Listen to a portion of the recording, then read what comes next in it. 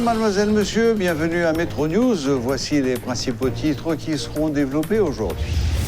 Le nombre de personnes atteintes du coronavirus continue d'augmenter en Haïti. Près de 5000 personnes sont touchées par la pandémie selon les autorités sanitaires. L'article 5 du décret portant sur la carte d'identification unique n'autorise pas le changement de sexe, affirme le secrétaire général du Conseil des ministres, Reynald Lubéris. Haïti sera touché durant le week-end par une brume de sable en provenance du Sahara.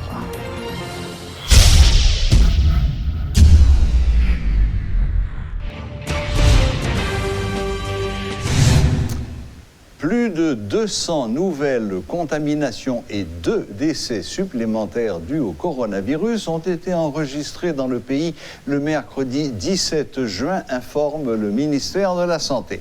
Selon les chiffres publiés par les autorités, au total 4 916 personnes ont été infectées et 84 sont décédées depuis l'apparition de la maladie le 19 mars dernier. Le taux de létalité de la maladie dans l'ensemble du pays reste à 1,7%. Le Nord domine le classement des départements ayant le plus fort taux de létalité avec 6%, alors qu'aucun décès n'a été recensé. Au centre, 0%. Le département de l'Ouest, foyer de la maladie, compte 3 837 cas, l'Artibonite 229, le centre est en 3e position avec 166 cas. Les passeports valides peuvent être utilisés jusqu'à leur date d'expiration, alors que la nouvelle carte d'identification nationale unique, SINU, doit remplacer l'ancienne carte CNN, même si celle-ci est encore valide. Reynald Lubéris, secrétaire général du Conseil des ministres, a apporté certaines précisions sur de nombreux articles des décrets récemment pris par le gouvernement et dont l'interprétation prête à équivoque. Par ailleurs, M. Lubéris, qui souligne l'inefficacité des parlementaires à légiférer, précise que la plupart des textes de loi régissant le fonctionnement de la société haïtienne ont été pris par décret. Suivez ces explications. Si jamais tu as un changement dans le numéro d'identification unique là, par rapport avec le numéro de matricule fiscale là, il y a pu concilier le citoyen à renouveler le document, mais le passeport demeure valide jusqu'à durée de validité normale de ce passeport. Carte qui n'est pas concernée par le texte là, c'est ancienne carte là de toute façon qui est supposée renouveler pour être capable de gagner une nouvelle carte d'identification nationale qui gagne plus de sécurité, qui empêche falsification, qui c'est le seul carte d'identification nationale qui est en cours sur le territoire là. Même numéro d'identification nationale unique là, sous ta 4 ça nan men on met juste prendre à regarder en bas 4 là à droite ou pour numéro là déjà. Changement ça nous t'es mis en pile sous parlement pour aider nous faire. Malheureusement pour une raison X parlementaire pas tellement intéressé à ça, yo pas fait changement normatif, changement législatif nous t'attend nan men yo. Texte ça nous t'es faire dans période qui te gagné parlement, ce sont des textes utiles importants pour le pays. Il y a une conférence qui fait pour dire mais qui texte mais qui ça yo gagne comme portée mais qui avantage gagne pour pays. Ce sont ces textes là qui sont publiés. Le gouvernement pas gon velléité pour nuire aux citoyens, le gouvernement a une velléité pour, au contraire, faciliter la vie des citoyens, l'essor économique, faciliter une meilleure harmonie dans la société. Par rapport avec les gens qui pensaient qu'on ne pas supposé prendre des décrets, etc. Je me rappelle pour nous, plus fort loi, plus fort texte qui régit le fonctionnement de la société Haïti, ce sont des décrets. Donc, ça veut dire que traditionnellement, historiquement, nous gagnons des parlementaires qui ne font pas leur travail de voter des textes, en fait, de doter la nation de textes normatifs, de textes, en fait, légaux pour permettre la société à fonctionner. Le Conseil des administrateurs de la Banque mondiale a approuvé jeudi un don de 33 millions de dollars de l'Association internationale de développement, IDA, dans le cadre d'un financement additionnel au projet d'accessibilité et de résilience rurale en Haïti. Ces fonds visent à faciliter l'accès aux routes carrossables par tous les temps dans la boucle centre-Artibonite et à renforcer la résilience de tronçons essentiels du réseau routier. Parmi les activités essentielles du projet figurent la construction de 4 ponts ainsi que l'amélioration, l'entretien et la réfection ciblée de tronçons routiers essentiels afin de rendre 80 km carrossables par tous les temps, y compris lors d'événements climatiques extrêmes. Le financement additionnel inclut également la construction et la réhabilitation de 2 centres d'entretien routier à Hinches et Saint-Michel, ainsi que de marchés régionaux et ruraux essentiels. Le réseau routier joue un rôle essentiel dans l'économie haïtienne, avec 80% des transports et circulations de personnes et de marchandises qui se font par la route. Toutefois, près de la moitié du territoire national est mal connecté et il arrive que des régions entières soient totalement isolées pendant plusieurs jours suite au passage d'ouragans. Un don de 300 millions de yens, l'équivalent de 2 800 000 $, a été accordé par le Japon au gouvernement haïtien pour l'achat d'équipements médicaux dans le cadre de la lutte que mène le pays pour combattre la propagation du Covid-19. Un protocole d'accord a été signé vendredi entre le ministre des Affaires étrangères et des Cultes, Claude Joseph, et le chargé d'affaires AI du Japon en Haïti, Mizuno Mitsuaki, à cet effet. Les autorités sanitaires haïtiennes, en accord avec leurs homologues japonaises, utiliseront ce fonds pour acquérir des équipements en fonction de leurs priorités pour faire face aux urgences dans le cadre de la lutte contre la pandémie de coronavirus en Haïti. Le ministre des Affaires étrangères exprime la reconnaissance d'Haïti envers le Japon. Le gouvernement japonais met à la disposition du gouvernement haïtien à titre de don un montant de 300 millions de yens japonais, soit l'équivalent de 2 800 000 $ américains destinés à l'achat d'équipements médicaux dans le cadre de la lutte contre la COVID-19. Je tiens à exprimer encore une fois mes plus vifs et sincères remerciements au gouvernement et au peuple japonais pour cette preuve d'amitié renouvelée à l'endroit d'Haïti et du peuple haïtien. Vive l'amitié et la solidarité haïtiano-japonaise. Le chargé d'affaires nippon dit souhaiter une continuité en matière sanitaire dans la coopération entre Haïti et le Japon au-delà de la COVID-19. Cet accord doit faciliter l'accessibilité aux soins pour le peuple haïtien, estime Mizuno Mitsuaki. Il rappelle que le Japon croit fermement en la sécurité sanitaire, qui est un élément fondamental de la sécurité humaine. Ce don consistera à fournir des équipements médicaux comme un système de radiographie, des CT scanners, des ambulances et des génératrices destinés aux hôpitaux publics du pays. Je tiens à souligner que cet accord de don ne constitue pas un appui à court terme en réponse immédiate à la crise sanitaire actuelle, mais plutôt un appui productif durable à moyen et à long terme visant l'accessibilité et l'efficacité des soins de santé en faveur de la population haïtienne. Cet accord vient souligner l'amitié qui existe entre le Japon et Haïti. Tous les pays, qu'ils soient riches ou pauvres, se sont trouvés démunis face à l'épidémie de Covid-19 qui n'a épargné personne, selon les diplomates. Mais c'est ensemble que toutes les nations parviendront à vaincre la Covid-19 à travers une chaîne de solidarité sincère et humaniste, conclut-il. Comme on l'a dit en titre, une brume de sable en provenance du Sahara touchera le pays pendant le week-end. L'annonce en a été faite par le météorologue Rudy Victor. Il a fait remarquer que ce phénomène contribue à la fertilisation des sols, mais peut causer des allergies, des problèmes oculaires ou cardiaques même chez les personnes à risque. Il leur conseille de rester à l'abri durant ce phénomène. Suivez ces explications. Il a été joint au téléphone par Métropole. Tous les ans, depuis ça a existé, entre mai et septembre jusqu'à parfois octobre, il y a des passages de poussière tout ça. Quand on sortit, c'est tout ça vraiment, mais c'est lorsque il y a le vent qui a soufflé tout ça, par exemple, en tropical, il a passé, donc le vent ça a soulevé poussière ça, et puis il dirigé au parabole. C'est l'informe que c'est 20 masses poussière ça, quitté ça, il y a à peu près 4% à peu près que le parabole. Poussière ça effectivement il y a un bon côté et mauvais côté sur lui. Bon côté c'est que il fertiliser sol par ici Amazon ça ou même il y a bien plus de problèmes, il fertiliser l'océan tout ça c'est bon côté. Mais il y a des côtés qui moins intéressants mais pas grand pile épidémiologie qui fait même cardio par exemple si ça qui fait dit que poussière ça la donne des fer, aluminium, arsenic, plomb, carbone, sodium et plus d'une cinquantaine d'autres métaux qui sont transportés avec eux. Pollen, parfois certains virus et bactéries. Ce qui veut dire que poussière ça taille des particules fines, il est assez petit pour entrer dans la voie respiratoire, dans le poumon et provoquer des allergies, donc qui ont un problème oculaire par exemple, tout type de maladie respiratoire.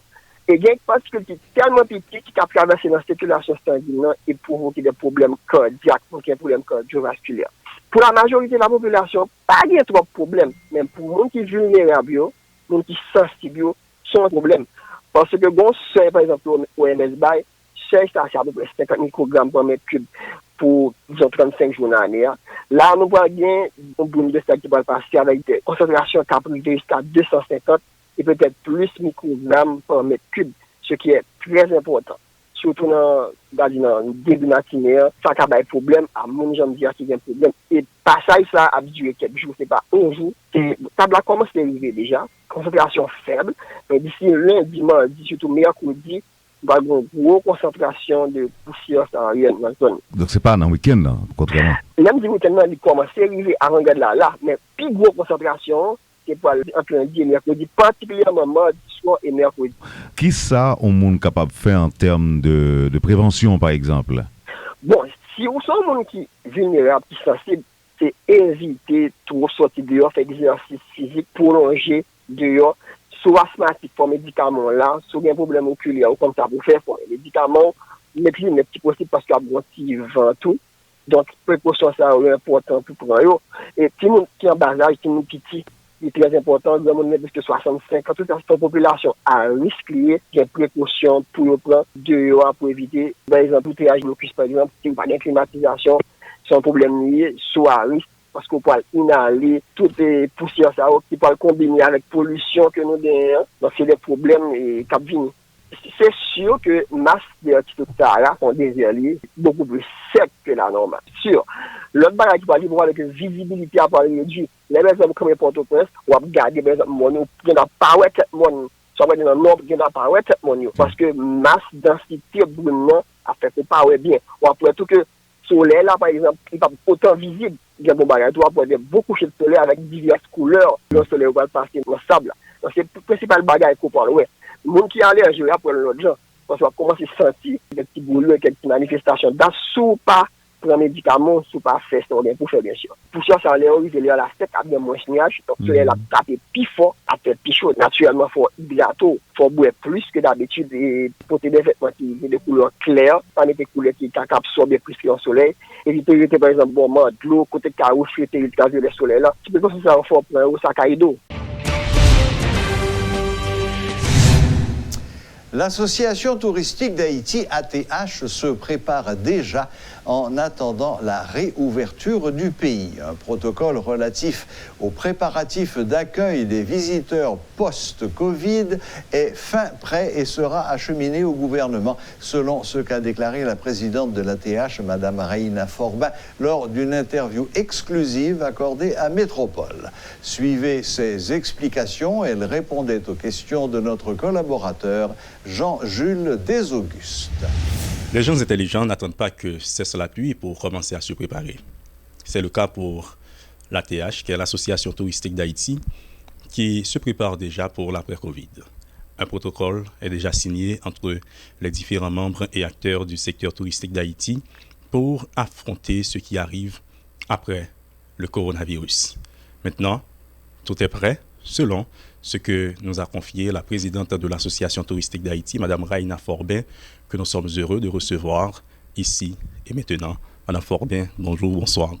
Bonsoir, comment ça va? Merci de revenir me voir pour cette entrevue pour discuter de l'après-Covid. Qu'est-ce qui est fait? Qu'est-ce qui est déjà préparé pour accueillir de potentiels touristes de la destination Haïti? Madame Reina Forbin, vous êtes la présidente de l'Association touristique d'Haïti, nous l'avons déjà dit et nous le reprenons. Très bien, merci. Donc, en fait, on n'a pas encore nécessairement une date de réouverture des frontières. Je parle de l'aéroport et des frontières qui nous relient avec la République dominicaine. On pense que ça devrait arriver bientôt. On pense que ça devrait arriver bientôt avec une note du gouvernement. Cependant, je peux déjà dire qu'à l'ATH, on s'est préparé et on a finalisé hier un protocole qui a été soumis aux autorités, au ministère du Tourisme et au MSPP, pour justement statuer sur les guidelines que nous devons respecter en tant qu'opérateur touristique pour garantir aux touristes une sécurité sanitaire. Donc ce protocole-là, c'est un protocole assez bien monté qui tient compte de tous les sous-secteurs du tourisme. Donc ça tient compte de l'hébergement, du transport touristique en général, ça veut dire les rent-a-car, les tours réceptifs, ça tient compte des restaurants.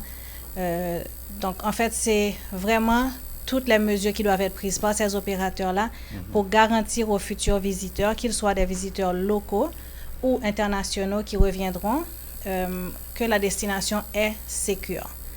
Donc, ce protocole doit être doit être approuvé par le gouvernement. On a déjà transmis tous les documents au gouvernement et on espère que d'ici à la semaine prochaine, au plus tard, ils nous reviendront avec leur approbation. Qu'est-ce qu'il y a comme élément, comme article dans ce protocole? C'est-à-dire, qu'est-ce qu'on doit faire? 1, 2, 3, 4. Qu'est-ce qu'on doit respecter dans le cadre de la réception de potentiels touristes dans le pays après le coronavirus, Madame Formin? Le document, en fait plus de 30 pages. Et dépendamment du secteur, il y a des prérequis qui sont différents. Par contre, de façon globale, je peux vous dire déjà que le lavage fréquent des mains, le port du masque, la distanciation sociale, c'est les mêmes prérequis qu'on entend un peu partout à travers les recommandations de l'OMS, du MSPP, mais avec des spécifications un petit peu plus profondes en ce qui a trait à la gestion même des opérations. Ça veut dire quoi? Ça veut dire que pour les hôtels, on est rentré dans les détails jusqu'à savoir comment les chambres doivent être nettoyées. Qu'est-ce qui doit être nettoyé? Comment ça doit être fait? Combien de temps la chambre doit rester libre entre deux visiteurs? Pour les rent-a-car, la même chose. Il y a 14 endroits à l'intérieur du véhicule qui doivent être très bien nettoyés. À l'extérieur, il y a 4 points qui doivent être très bien nettoyés. Ça propose également pour les restaurants, comment est-ce qu'ils doivent gérer le flux de clients. Ça propose par exemple pour les buffets, comment gérer les buffets pour protéger la nourriture des différents participants. Donc, je ne peux pas vraiment te donner trop de détails parce que c'est vraiment long. C'est un document qui est assez bien monté. Et c'est ce document-là, en fait, qui a utilisé... C'est pas le même, OK, mais on s'est basé sur les informations qui sont standards au niveau international. En Chine, à Pékin notamment, on est frappé par une deuxième vague du coronavirus. Donc, c'est parce qu'on a réouvert la ville, le pays de manière générale.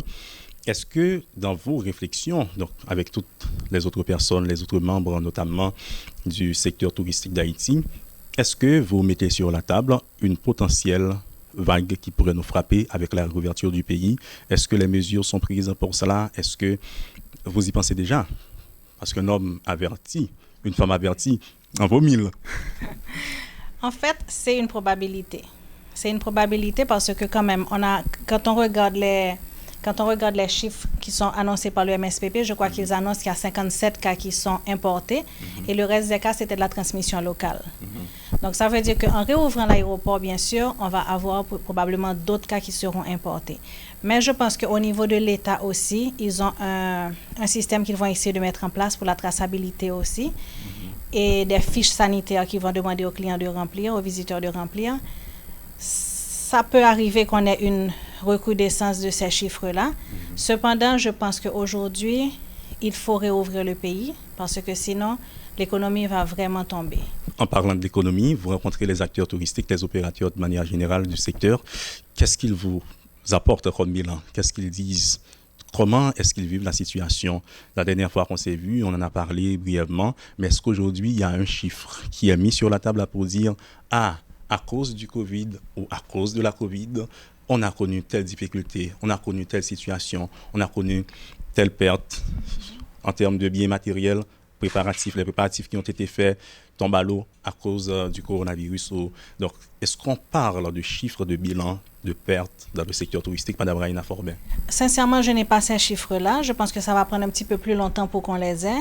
Par contre, ce que je peux dire, c'est que 90% des opérations fonctionnent à 90% de réduction.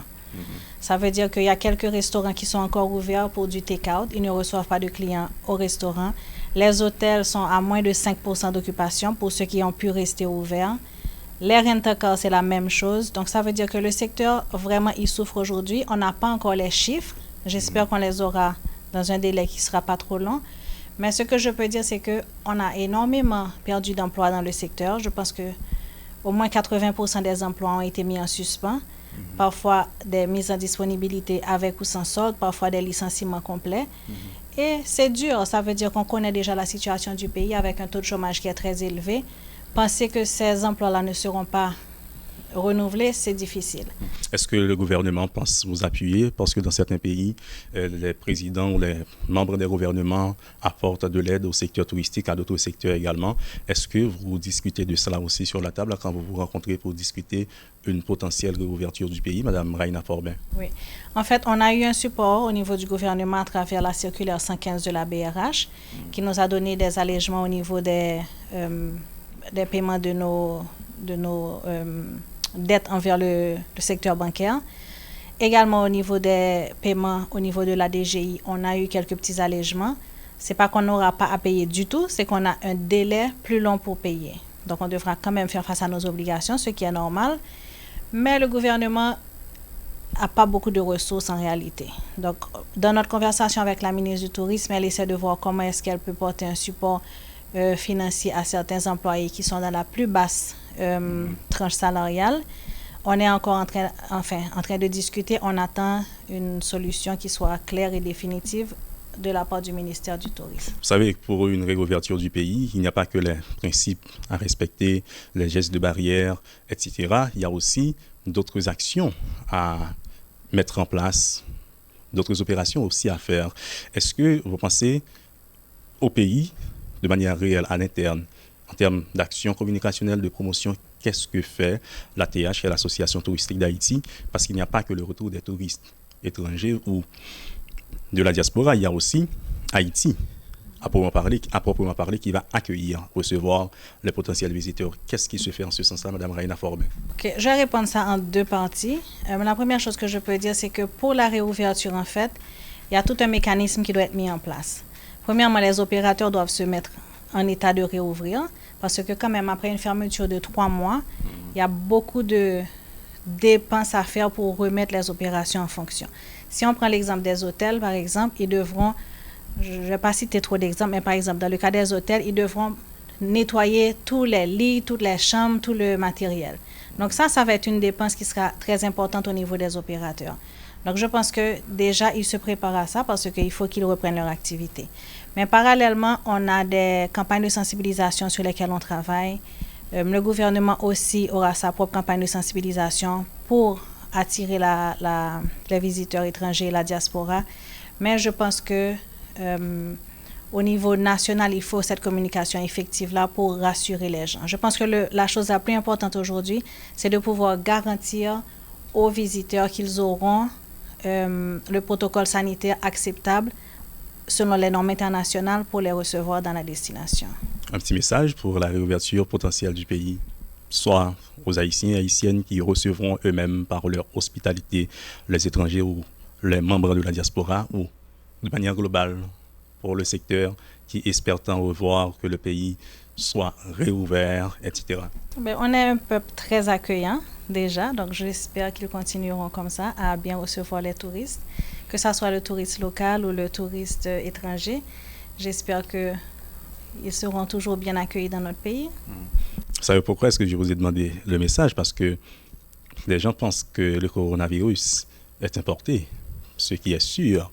Mais quand arriveront les étrangers, on pourra dire « Ah mais non, on vient nous apporter encore d'autres souches du coronavirus, etc. » Ces gens-là peut-être ont besoin d'entendre quelque chose d'autre qui peuvent les rassurer. Et voilà, j'ai failli faire de moi votre porte-parole pour vous. Et si vous voulez passer un petit mot sur ce qui peut être pire pour le secteur après le coronavirus. Je comprends en fait ce que tu dis, mais je pense qu'il ne faut pas non plus stigmatiser. C'est une pandémie. Je pense qu'on doit tous être compatissants et ne pas porter un jugement sur les étrangers. Parce que ça aurait pu être l'inverse aussi. On a des cas de, par exemple, malaria qu'on importe probablement aussi. Donc, je pense que c'est pas... Le moment n'est pas là. Le moment est vraiment à la...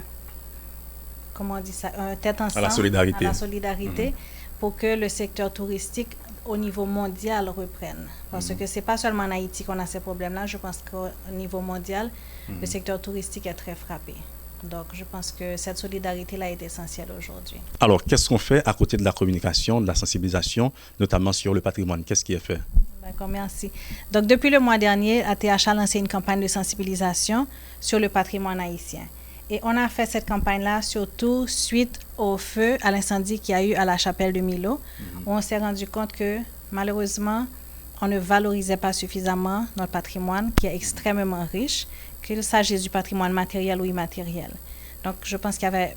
Enfin, on a senti qu'il y avait peut-être une mauvaise compréhension ou connaissance de notre histoire et de notre patrimoine. Donc, l'ATH a lancé une série de capsules, de vidéos. Et je remercie aussi Télémétropole qui diffuse les vidéos pour nous. Et on a lancé une série de 12 capsules. Donc là, on a fait la première capsule de présentation le mois dernier. Et là, on est à notre première capsule officielle qui a pour thème le nègre marron, le marron inconnu. Et j'invite tout le monde à la suivre. Je sais que la télévision va également la reporter. Donc l'idée derrière ça, c'est vraiment pour faire la sensibilisation et la promotion de notre patrimoine. On va toucher plusieurs sites parce qu'il s'agit de 12 capsules dans le programme que nous avons mis en place. Ces capsules-là seront diffusées à raison d'une par mois. Donc, sur les 12 prochains mois, on aura ces capsules. Et je pense que l'essentiel, c'est qu'on puisse toucher le maximum de personnes, tant au niveau local qu'international. Au niveau local, c'est important pour nous que cette capsule vraiment fasse tout le pays allant du plus bas au plus haut degré. Et on a aussi un camion avec un mobile TV qui circule dans toutes les villes de Port-au-Prince. Comme une campagne de sensibilisation. Exactement. Elle s'arrête dans les marchés, dans les stations de moto, un petit peu partout à Pétionville, Tabar, Fermat, etc. Et donc, ce message-là, il n'est pas seulement sur les réseaux sociaux, il est vraiment à la grande échelle. OK? On a la télévision qui reporte pour nous. Et on a beaucoup d'influencers aussi dans la diaspora qui reposent pour nous. Donc, c'est vraiment pour toucher tout le monde, pour qu'on s'approprie tous de ce patrimoine-là, qu'on le préserve et qu'on le respecte également. On dirait qu'on est toujours prêt quand on a du courage. Oui.